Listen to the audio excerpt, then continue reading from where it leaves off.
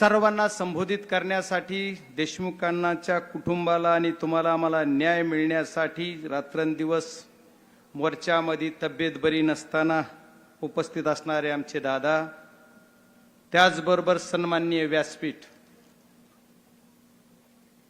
संतोष अण्णा देशमुख यांचा 9 डिसेंबर रोजी अपहरण करून खून केला गेला, त्या क्षणापासून आजपर्यंत आपण सर्वजण ताकदीनं याचा छडा लावण्यासाठी उभे आहोत। महाराष्ट्रातल्या प्रत्येक जिल्ह्यामध्ये मोर्चा निघतोय। पहिला मोर्चा रेणापूरमध्ये झाला, दुसरा मोर्चा आमच्या बीडमध्ये झाला,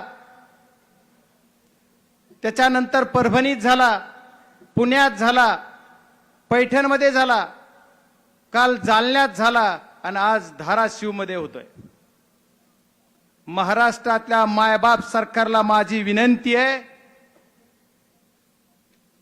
सर्व पक्षाचे आमदार असतील, खासदार असतील, आम्ही सर्वजण आणि तुमच्या सहित आपण सर्वजण एकाच गोष्टीसाठी झगडतोय की संतोष अण्णा देशमुख यांच्या मारेकऱ्याला फाशी झाली पाहिजे, त्याचा मास्टर माइंड पकडला पाहिजे आणि त्याला 302 मध्ये ऍड केला पाहिजे। पहिल्या दिवसापासून आपली मागणी। महाराष्ट्रातल्या पोलीस यंत्रणेचा रास्त अभिमान असला तरी काल बीड जिल्ह्यातल्या पोलिसाला कोर्टाने विचारलं की 24 दिवस तुम्ही काय करत होतात। मग माझ्या या पोलीस यंत्रणा चालवणाऱ्या सर्व सरकारला विनंती आहे की आपल्या पोलीस यंत्रणेला एवढा दिवस का लागतोय। यांचा मर्डर झाला, किडनॅपिंग झालं, त्याला आज किती दिवस उलटलेत ही जर मोजता मोजता तुम्हाला बघत गेलात तर आज जवळपास 35 दिवस या घटनेला झालेले आहेत। 35 दिवसामध्ये सुद्धा जे प्राथमिक दृष्ट्या तुम्ही ज्यांच्यावर गुन्हा दाखल केला असे 7 आरोपी आहेत, 7 मधला एक सुद्धा फरारी आहे। पोलीस यंत्रणेचं काम खूप चोख आहे असं जरी समजलं गेलं तरी यांना पाठीमागे कोण घालतंय, या गुन्हेगारांचे सीडीआर का तपासले जात नाहीत। पहिल्या दिवसापासून आमची मागणी आहे की याचा मास्टर माइंड कोण आहे। या 7 आरोपीला पकडून चालणार नाही, या 7 आरोपीवर गुन्हा लावून चालणार नाही, तर याचा मास्टर माइंड जो कोण आहे याला याच्यात घातला पाहिजे आणि मास्टर माइंडला अटक झाली पाहिजे, त्याला 302 मध्ये दाखल केलं पाहिजे, तरच तुमच्या आमच्या सर्वांच्या मागणीला यश आलं असं समजलं जाईल। मायबाप सरकारला सुद्धा माझी विनंती आहे, तुम्ही एसआयटी नेमली, एसआयटी मध्ये 9 लोक घेतले, ते बीड जिल्ह्यातले, एकच अधिकारी बाहेरचा आहे। परत एक स्टेटमेंट बघितलं गेलं की 2 अधिकारी काढले, कोण काढले ते आणखी काही दुसरी ऑर्डर मला बघायला मिळाली नाही। पण एसआयटी मध्ये तुम्ही बीड जिल्ह्यामधले जे अधिकारी घेतले ते अधिकारी कोण आहेत, तर या खंडणीखोर जो आरोपी मध्ये बसलाय त्यानंच या पदावर बसले, त्याच्यावरच्या नेत्याच्या साह्यानं ते पदावर बसवलेले हे अधिकारी आहेत। गळ्यात हात टाकतेत, डान्स करतेत, असले अधिकारी यांची चौकशी काय करणार।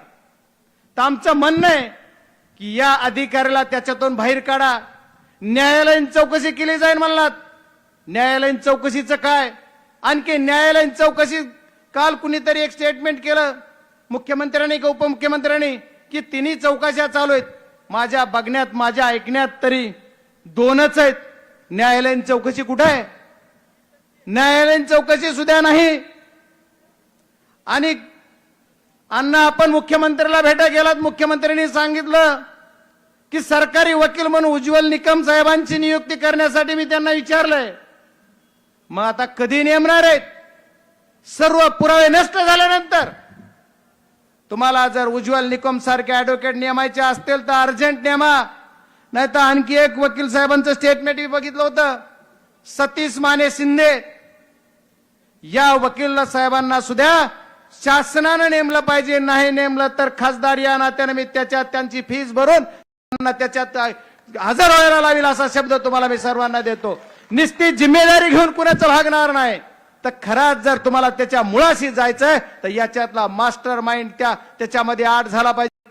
आजच आता आपल्या धाराशिव मध्ये येताना मला कळलं की मोका लावला. तुम्ही मोका चांगलं केलं, पण मोका लावून जो कुणी मुख्य आहे त्याला बाजूला सारायचंय आणि आमचं लक्ष त्याच्यावर मोक्यावर केंद्रित करायचं, असं जर कुणी सरकार मायबापाकडून करत असेल तर ती चुकीचं आहे असं मला वाटतंय. त्याच्यामुळे या मोक्यामध्ये सुद्धा जो मास्टर माइंड नावाचा खंडणीखोर बसलेला आहे जेलमध्ये, त्याला त्याच्यात घेतला पाहिजे. त्याचे सीडीआर तुमच्याकडे आहेत.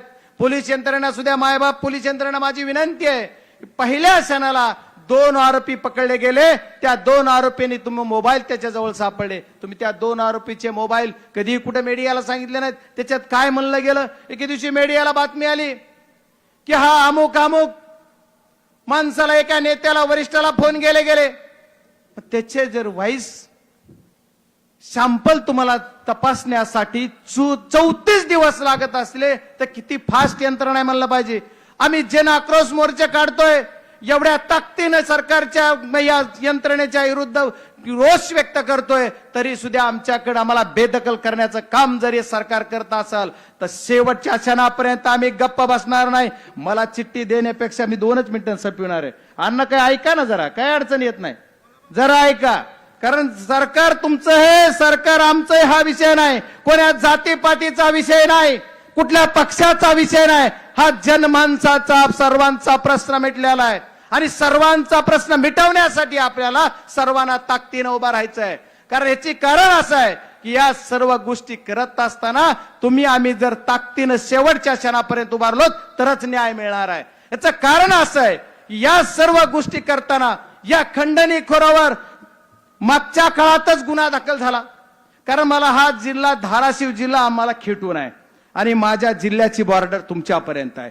या आमच्या गुन्ह्याचं लोन तुमच्या जिल्ह्यात पण आहे, म्हणून मला काही थोडं विस्तृत सांगावं लागतंय.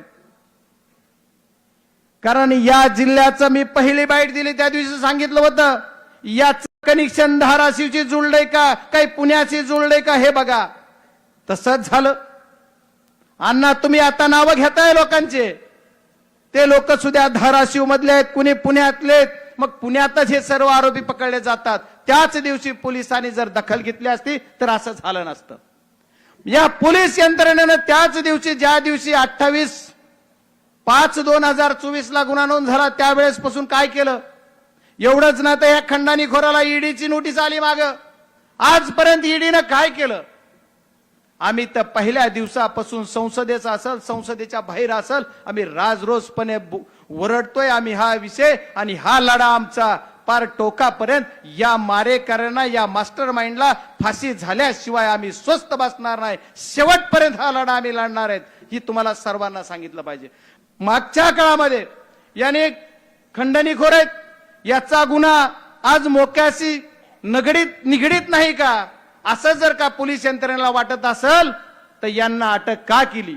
मग यांना अटक केलेली 14 दिवस तुम्ही पोलीस कस्टडी केली, तर यांना याच्यात अटक केली पाहिजे. यांना वाचवण्यासाठी कोण कोण यंत्रणा काम करते ती सुद्धा बघितलं पाहिजे. बऱ्याच काळापासून, बऱ्याच दिवसापासून हा जो आरोपी आहे याची दहशत बीड जिल्ह्यावर आहे. ह्या बीड जिल्ह्यातली दहशत, तुमच्या इकडे सुद्धा विंडमिल होत्या परंडाला वगैरे, तिथं सुद्धा वसुली ह्यांचीच. आमच्या इकडे सुद्धा विंडमिल आष्टीपासून होत्या, तिथंही वसुली ह्यांचीच. फक्त ह्याच्यात काय आहे, तर आमच्या संतोषांना देशमुख यांचा बळी गेला. एवढा आमचा चांगला एक सरपंच, एवढा सोजळ असा सरपंच आमच्यातून गेला, आमच्या कुटुंबातून गेला. त्याचं दुःख आम्हाला आहे. आम्हाला कुठं जातीपातीचं राजकारण करायचं नाही, कुणाचं राजकारण, कुण्या पक्षाचं, गटाचं करायचं नाही. आम्हाला एका गोष्टीचं मागणी आहे की आमच्या या संतोषांना देशमुख यांचे जे मारेकरी आहेत त्याचा मास्टर माइंड आहे त्याला फाशी झाली पाहिजे. त्याच्यासाठी शेवटपर्यंत आम्ही लढत राहणार, एवढंच तुम्हाला सांगायचंय. आणि आजच नाही तर शेवटच्या टोकापर्यंत, चाहे सरकारनं किती वाचवायचा प्रयत्न केला तरी आम्ही सुद्धा असे पुरावे सादर करू की त्याच्यातून तो बाहेर निघणारच नाही. आणि एवढंच नाही तर धाराशिव मध्ये त्याचं काय कनेक्शन हे बी काढू. ईडीला काय काय, अरे 50 लोक यादी दिली एसपी साहेबांना सुद्धा. मी सांगितलं बीडच्या एसपींना, साहेब ही जरा तपासा. जर सगळे तपासले ना, कुणाच्या घरी किती रीती आहे, कुणाच्या दारात किती राख आहे, ही आमचा जो मर्डर झालाय हा मर्डर कशातून झालाय त्या खंडणीतून पैशाच्या वसुलीतून झाला. दररोज 1 CR घेतल्याशी झोपतच नव्हता जणू पट्ट्या. खरंय का? ही पब्लिकच म्हणते. मी तर म्हणणं बघा ते गोरगरिबांचा सुद्धा आवाज तेच आहे. एवढी जर खंडणी खोर असेल त्याचा त्रास काय आम्हाला माहित आहे. आणि कुणीतरी फोटो दाखवत आहे, कुणीतरी म्हणते ह्यांचे फोन आहेत. अरे फोटो दाखवायला सर्वांबरोबर सर्वांनी काम केलंय. सर्वांचे फोटो असतील. फोटोपेक्षा सर्वांच्या चौकशीला सर्वांना बोलवा आणि ज्याचं दूध का दुधावर पाणी का पाणी एकदा होऊन जाऊ द्या. अरे ज्यांच्या बरोबर सगळं काही खेळ आहे त्यांचं बघा. एखाद्याचा फोटो दाखवून दुसऱ्याचा काय करणार? सुरेश अण्णाचा फोटो, बजरंग सोनवणेचा फोटो, पवार साहेबाचा फोटो, फडणवीस साहेबाचा फोटो, आणखी काय नोट नेत्यांचे नाव घेतील तेवढ्याचे फोटो. हे बाकीचं जाऊ द्या. मी एकच तुम्हाला सर्वांना विनंती करणार आहे. संतोष अण्णा देशमुख यांच्या मारेकऱ्याला फाशी झाल्याशिवाय तुम्ही आम्ही कधीही मागे हटायचं नाही. साथ देणार का? हातवारी करून सांगा सगळे. धन्यवाद. शिव छत्रपती संभाजी महाराज शिवाजी महाराजांचा खूप खूप धन्यवाद. यानंतर सन्माननीय खासदार श्रीयुत ओमप्रकाश राजे निंबाळकर.